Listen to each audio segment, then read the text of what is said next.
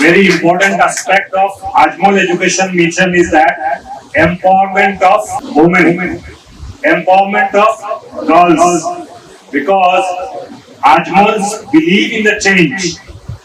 Ajmals believe in the change. Ajmal is meant for social transformation, and women are an important agent of change in the society. So you can see, be it be Markazul Maarif or AjmalFoundation, even in Am Hospital, are institutions where girls' education has been highly emphasized. This is the most probably the first ever institution under Markazul Maarif. And in AjmalFoundation also, we are having 34 educational institutions where Mariam Ajmal Women College of Science and Technology is the first institution. In both of our organization, the first and the very premier institutes comes for the girls. So you can understand the emphasis laid on the women education, because it is told, if you teach a boy, you are teaching an individual. If you teach a boy, you are teaching an individual, and if you teach a girl, you are teaching the society. The society is being transformed. So around 200 girls sitting over here in front of us. If you receive education properly, the real education what Markazul Maarif is expecting, the education what for Maulana Badruddin Ajmal Sahab, working day in and out for the last many decades. If you get this education, inshallah we can believe that we are going to bring a positive change in the society in the days to come, inshallah.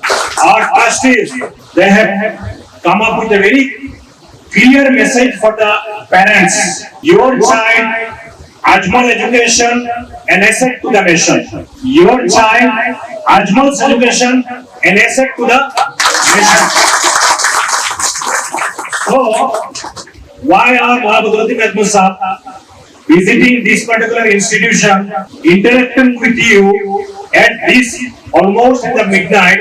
The reason being that he is not expecting that girls have to receive education. He is expecting the girls or even whoever the students studying in our institution must receive the quality education, and that's what he is achieving. So, through this education that you are being paid, you are being shaped, that with this education you are to become an asset to the society in the days to come. What we need the most is the confidence, the self-belief. Very young, very small children are here, girls are here.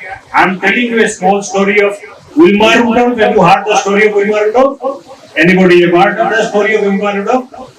A small child, like all of you, where they are in USA, in a particular state named Tennessee, there she was born, and at the age of 5, she lost both her legs. Dono pair hoti, because she got polio. Because of polio, she lost 2 her legs, and she was given the fiber legs, artificial legs, so that she can stand on that and can move within the house. One day, she approached her mother and was telling, Mama, I want to become the fastest woman on the planet. Mama, I want to be the fastest woman on the planet. Who is telling? Who is telling? Ulma. Who is Ulma? Who has almost lost 2 of her legs. She cannot end.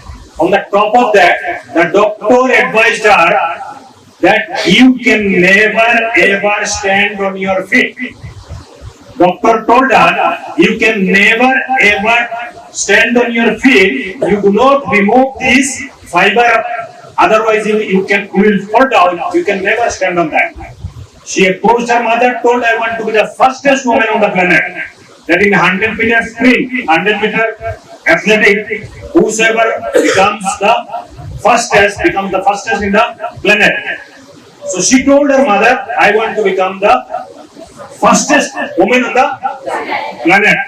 Mother's heart always there for the children. Mother told, you can become the fastest woman on the planet.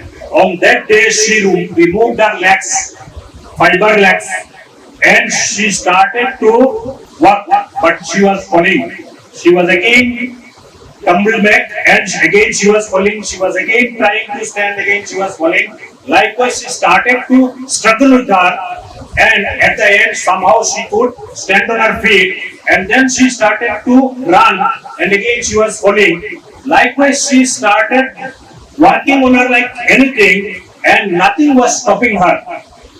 So whatever, then she went out of her house and started to play with other small kids in the small races, and always she was falling back. She could not, compete with other small children.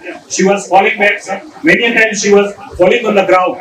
This happened, and she continued. She was never compromising, and at the same time she was continuing her education also. And this is how she was participating in the local games, then in the district games. This is how she went.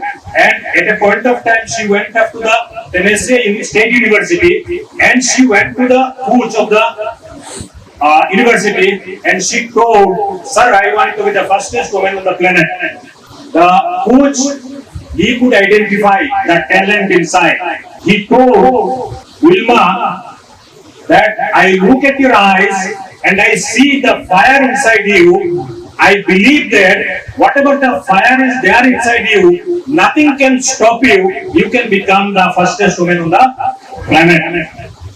She was being trained, she participated in the games, and ultimately from that United States, she qualified for the Olympics in the 1960 Olympics in Australia, and she qualified for that from India. Now we are having 130 crores. Rarely anyone could go to the preliminary round of Olympics. Therefore, she qualified and she went up to the final. In the final, she was competing against another girl. Her name was Jutta Henin. So Jutta Henin was a girl. She was never defeated. She remained undefeated throughout her life. And Wilma Rudolph was competing with her. And Wilma Rudolph, in the 100-meter race, she participated, defeated Jutta Henin, won the first gold medal in the Olympics. Then again it was done for the 200-meter race. Again in the final, she defeated Jutta Henin, won her second gold medal.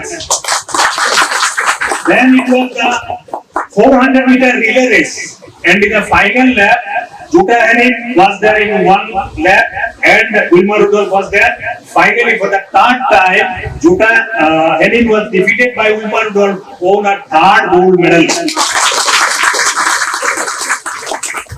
This is a very touchy story. Your teacher will give you, because you are not having the mobile access to the mobile phones, so they will give you the story. You will go through that. She was told you can never ever stand on your own feet, and she became the fastest woman on the planet. And the most inspiring one was, who was the most inspiring in her life? Mother. So it is our mother. If you talk about our Mona Badruddin Ajmal, always they speak of their mother. What is the Ajmal empire is here? The entire thing depends on the inspiration that the mother gave. You all sitting over here, you all are sitting here. It is because of your mother. In the days to come also, the next generation will be depending on your inspiration. So the self-belief, Wilma Rudolph owned the world because she believed on herself. Nothing could stop her. So this is what you all, alhamdulillah, you are fine enough, and with this, because you are not, losing any of your limbs, alhamdulillah, and you are very strong in case of all your limbs and everything. So what you can do is that you must have the believe in yourself, and you must gain confidence, and you are to believe that you can also win the world. So this is what our trustee Badruddin Ajmal Sahab goes around, inspire the girls, talk the students, and he wants that our girls should gain that much of confidence so that they are to reach to the moon, they are to go beyond the moon. That's what you always say. Inshallah, that with Ajmal's education, with inspiration from Ajmal family, we are also with the world like Imba product. Inshallah, we can do that now. Thank you so very much. In the days to come, many more women will be going to conquer the world. Thank you so very much. Wish you all the best.